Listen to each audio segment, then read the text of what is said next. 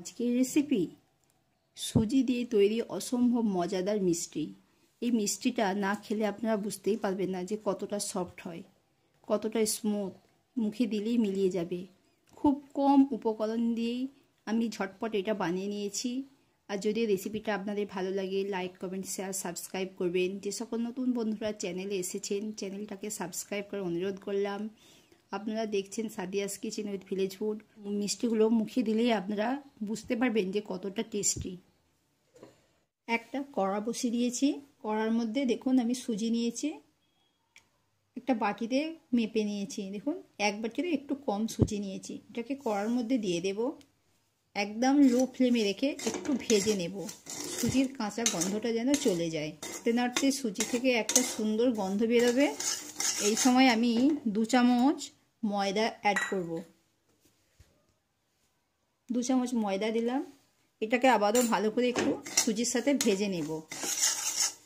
এইভাবে নাড়বেন, দেখবেন ময়দারও গন্ধটা চলে গেছে। দেখুন আমার ভাজাটা হয়ে গেছে।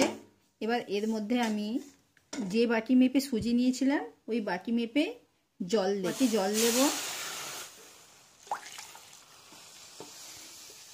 এই সময় গ্যাসের ফ্লেমটাকে একটু মিডিয়ামে রাখবেন। এবারে ভালো করে নেড়ে নেব। আমি ওর মধ্যে সামান্য লবণ দিলাম, আবারও ভালো করে মিশিয়ে নেব। এটা নাড়বেন, নাড়তে থাকবেন অনবরত। নাড়তে নাড়তে একটা ডো তৈরি হয়ে যাবে। এই সময় আপনার খামিরটা যত ভালো হবে, সুজিটা যত ভালোভাবে সেদ্ধ হবে, আপনার খামিরটাও তত সুন্দর হবে।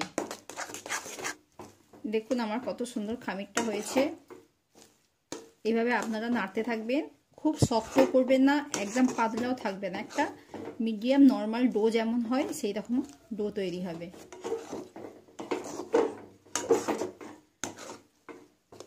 এবার এই সময় আমি নামিয়ে নেব, কারণ সুজি একটু টেনে যাবে। দেখুন এটাকে নামিয়ে একটা পাত্রে ঢেলে নেব। কড়ার মধ্যে রাখলে বেশি টেনে যাবে। সুজিটা আমি অন্য পাত্রে ঢেলে নিয়েছি। দেখুন এবারে এইটাকে গরম থাকতে থাকতে আমি মাখিয়ে নেব। দেখুন আমার সুজিটা এখনো গরম আছে। এই উষ্ণ গরম থাকতে থাকতে আমি 1 চামচ ঘি নিয়েছি। এটাকে দিয়ে ভালো করে আমি মাখিয়ে নেব। এই মাখানোর সময়টা আপনারা একটু ধৈর্য ধরে করবেন। এই গরম থাকতে থাকতে এটা মাখাতে হবে। ঠান্ডা হয়ে গেলে মাখানো ভালো হবে না।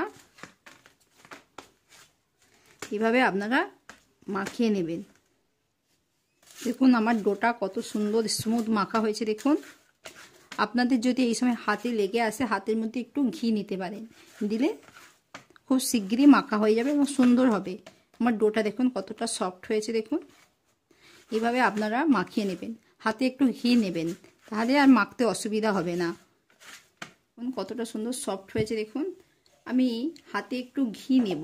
দেখুন হাতে একটু করে ঘি নিয়েছি, দুটো হাতে মেখে নেব। এবার এটা থেকে লেচি কাটবো। ছোট ছোট করে লেচি কেটে নেব। লেচি নিয়ে এইভাবে গোল করে নেব। সুন্দর গোল করে নেব। দেখুন স্মুথ হয়েছে, একটু গায়ে ফাটল নেই। আমার কতগুলো বল বানানো হয়েছে দেখুন। এবার এটাকে তেলে ভাজবো। দেখুন আমি মিষ্টিগুলো ভাজার জন্যে কিছুটা তেল গরম করতে আগে থেকে দিয়ে দিয়েছি। তেলটা গরম হয়ে গেছে। আমি একটা একটা করে মিষ্টিগুলোকে দিয়ে দেব। আমি মিষ্টিগুলোকে দিয়ে দিয়েছি। দেখুন দেওয়ার সাথে সাথে কত সুন্দর ফুলে উঠেছে। দেখুন কত ছোট ছোট করেছিলাম, কত বড় বড় পুরো রসগোল্লার মতো ফুলে গেছে।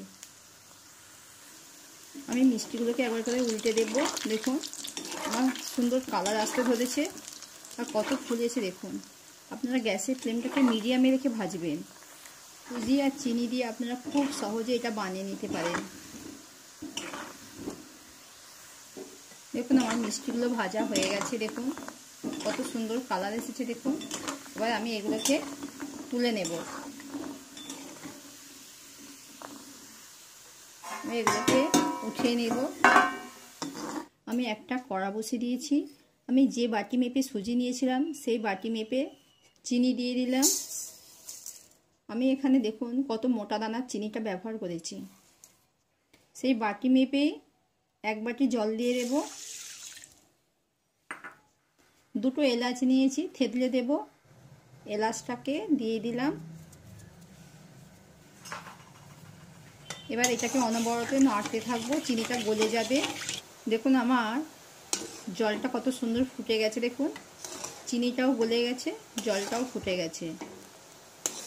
আপনাদেরকে একটার বা দুটার শিরা করতে হবে না, চিনিটা গলে যাওয়া পর্যন্ত শুধু আপনারা লক্ষ্য করবেন। চিনিটা ঠিকমতো গলে গেলে আমি ওর মধ্যে ভেজে রাখা মিষ্টিগুলোকেও দিয়ে দিলাম।